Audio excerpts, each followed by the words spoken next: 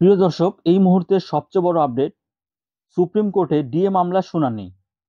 এই ডিএ মামলাকে ঘিরে পশ্চিমবঙ্গ সরকারি কর্মচারীরা আশায় বুক বাঁধছে। সূত্রের দাবি, এই ডিএ মামলার পরবর্তী শুনানিতে এক গুরুত্বপূর্ণ নির্দেশ আসার সম্ভাবনা রয়েছে। তাই সরকারি কর্মচারীদের ভাগ্য খুলতে পারে। তার কারণ আগামী 26শে আগস্ট ডিএ মামলার পরবর্তী শুনানি রয়েছে। প্রিয় দর্শক, ডিএ মামলাকে ঘিরে যাবতীয় আপডেট ইনফরমেশনগুলো আজকের এই প্রতিবেদনে বিস্তারিত আলোচনা করা হবে। তাই ভিডিওটি স্কিপ না করে পুরোটা দেখবেন। আর এখনই একটি লাইক করে দিন। আর আমাদের এই চ্যানেলটি সাবস্ক্রাইব করা না থাকলে অবশ্যই সাবস্ক্রাইব করে রাখবেন, যাতে পরবর্তীতে ইনফরমেশনগুলো মিস না হয়। প্রিয় দর্শক, সজল এক্সক্লুসিভ ইউটিউব চ্যানেলের পক্ষ থেকে আরও একটি ইনফরমেটিভ ভিডিওতে আপনাদের সবাইকে স্বাগত জানাই। সুপ্রিম কোর্টের অফিসিয়াল ওয়েবসাইট থেকে ডিএ মামলার কেস স্ট্যাটাসটা দেখে নেব। প্রিয় দর্শক, ডিএ মামলার ডায়েরি নাম্বার এখানে মেনশন করা রয়েছে। আর এটি the state of West Bengal versus confederation of state government employees.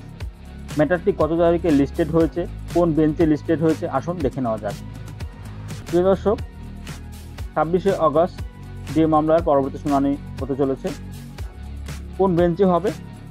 Honourable justice Sanjay Karol and honourable justice Sandeep Mehta.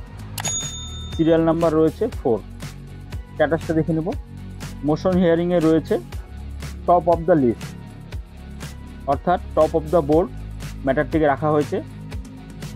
সকাল থেকে শুরু করে সারাদিন হিয়ারিং হবে। যেহেতু সিরিয়াল নাম্বার 4 রয়েছে, প্রথমে 3টি ছোট ছোট ম্যাটার রয়েছে, পরবর্তী 4 নাম্বার ম্যাটারে রয়েছে ডিএ মামলা।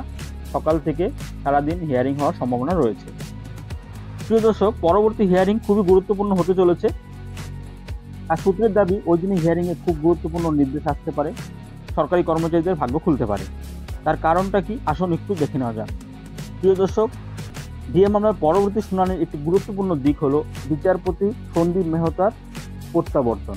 তার কারণ, সন্দীপ মেহতার ডিভিশন বেঞ্চ 25% ডিএর পরিশোধের একটি নির্দেশ দিয়েছিল। পরবর্তীতে কয়েকটি হিয়ারিংয়ে বিচারপতি সন্দীপ মেহতা উপস্থিত ছিলেন না, তিনি আবার ফিরে আসছেন।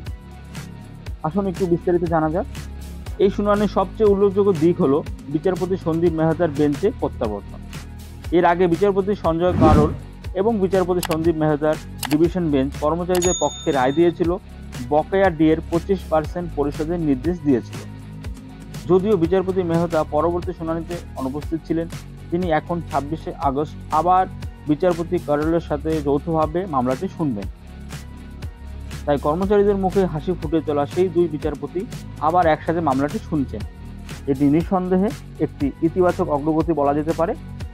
তাই বিশেষজ্ঞ মহলের দাবি, ওই দিনই বড়সড় নির্দেশ আসার সম্ভাবনা রয়েছে।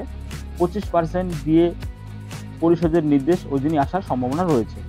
প্রিয় দর্শক, ডিএ মামলাকে ঘিরে গুরুত্বপূর্ণ আপডেট ইনফরমেশনগুলো আপনাদের সামনে তুলে ধরা হলো। আশা করি আপনারা বুঝতে পেরেছেন। পরবর্তীতে আমাদের নজর থাকবে সুপ্রিম কোর্টে ডিএ মামলার শুনানিতে কী ঘটছে, যাবতীয় তথ্য ইনফরমেশন যাই উঠে আসবে আপনাদের সাথে অবশ্যই শেয়ার করা হবে। তাই ভিডিওটি ভালো লাগলে অবশ্যই একটি লাইক করবেন। আর একজন সচেতন নাগরিক হয়ে এই গুরুত্বপূর্ণ ইনফরমেশনটি বাকিদের কাছে পৌঁছে দেওয়ার জন্য আমাদের এই ভিডিওটি শেয়ার করে দেবেন। আর এই ধরনের গুরুত্বপূর্ণ আপডেট ইনফরমেশন সবসময় সবার আগে পাওয়ার জন্য আমাদের চ্যানেলের সাথে যুক্ত থাকবেন। দেখা হচ্ছে পরবর্তী প্রতিবেদনে। ভালো থাকবেন। বাংলায় থেকে বাংলায় দেখুন, বাংলাকে ভালোবাসুন। ধন্যবাদ।